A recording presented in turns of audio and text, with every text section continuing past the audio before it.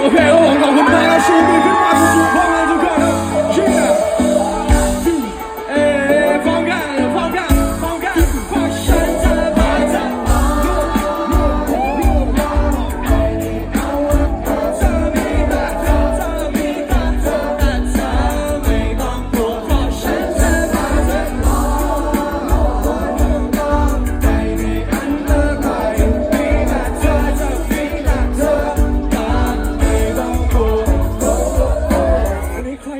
ชูมือขึ้นมาสูงๆหน่อยเว้ยที่ชูวันละนิดและเธอฉันยังไม่เสร็จวันละนิดก็พอI said shit but don't ever said rich ไม่ต้องใช้ชูเวทเล่นซ้ำในห้องนั่งรอแค่ลองพยายามและเลิกภาวนาแล้วปฏิเสธI said don't feel it I can't just do it ก็ยังเคยสานแต่I'll let you go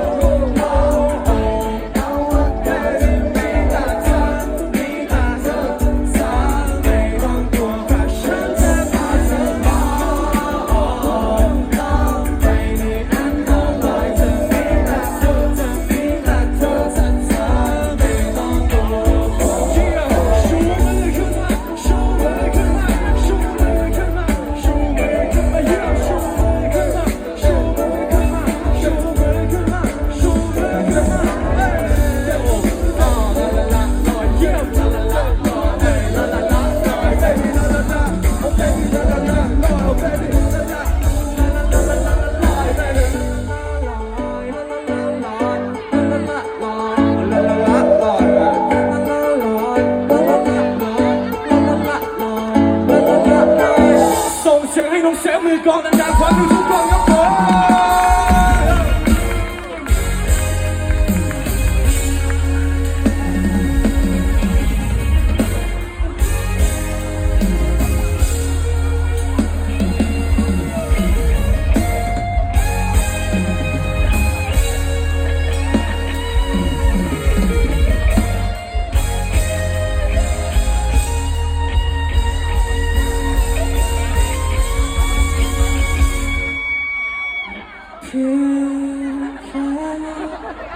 อะไร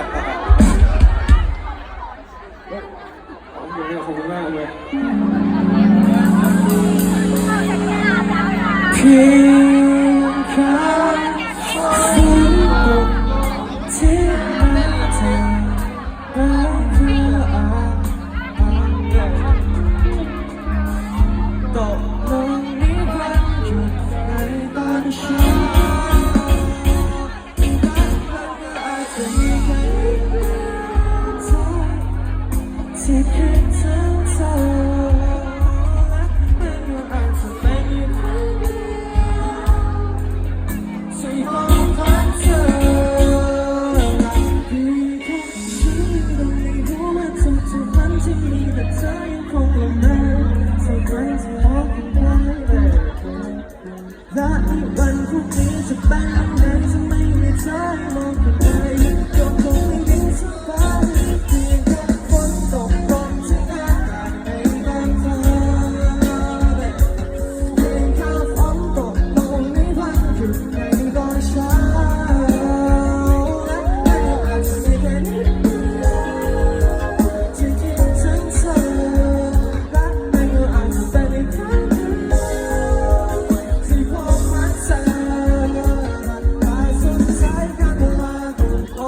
Huh?